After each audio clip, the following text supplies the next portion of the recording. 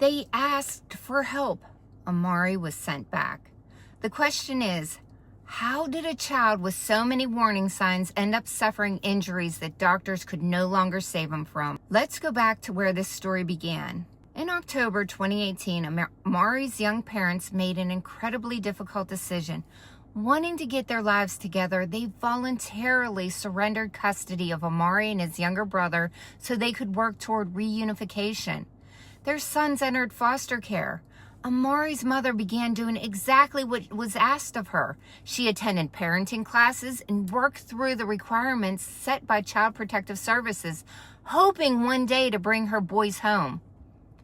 Then, on January 27th, 2020, everything changed. The boys were moved from foster care into effective care placement with Joseph Delancey and Deandrick Foley. According to the reports, Joseph was not happy about the placement. Less than a month later, concerns were already emerging. At a February 18th, 2020 permanency hearing, the father raised concerns about an injury to Amari's leg. After the hearing, Amari was taken for medical treatment. Doctors just didn't find an injured leg. They discovered a fractured pelvis, a serious injury, an injury that demanded answers. 10 days later, the assigned caseworker conducted a follow-up, but did not visit the home. Then came March 7th. During an unsupervised visit that had not been approved by the caseworker, Amari's mother saw her son, which she says she found immediately alarmed her. A cut lip, 2 black eyes, bruised ribs. She contacted Joseph and Deandrick. Instead, they contacted CPS reporting that Amari had been kidnapped. Meanwhile, Amari's parents were voicing growing fears for their son's safety. They pleaded for Amari to be removed from placement, but Amari was returned.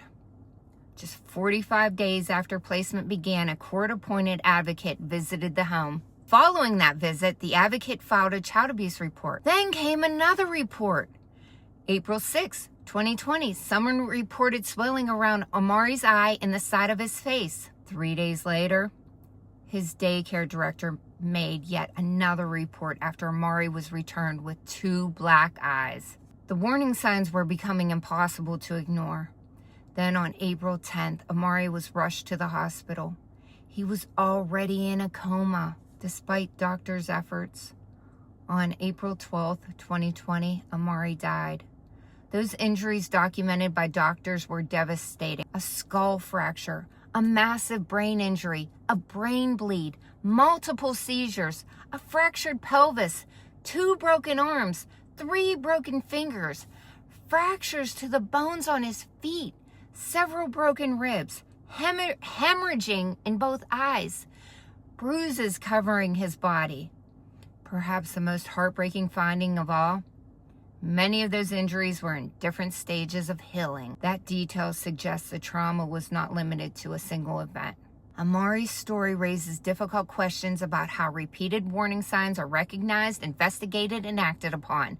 When parents, daycare workers, advocates, medical professionals, or community members raise concerns, every report deserves careful attention because every delay can carry consequences that cannot be undone. Amari should have had the chance to grow up. He should have had birthdays, school pictures, and a future full of possibilities.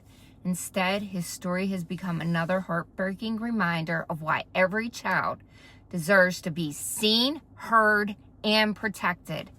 If sharing Amari's story helps even one child to be recognized sooner, then his legacy can continue to inspire vigilance and advocacy because children don't always have the words to ask for help. Sometimes their injuries are the only voice they have.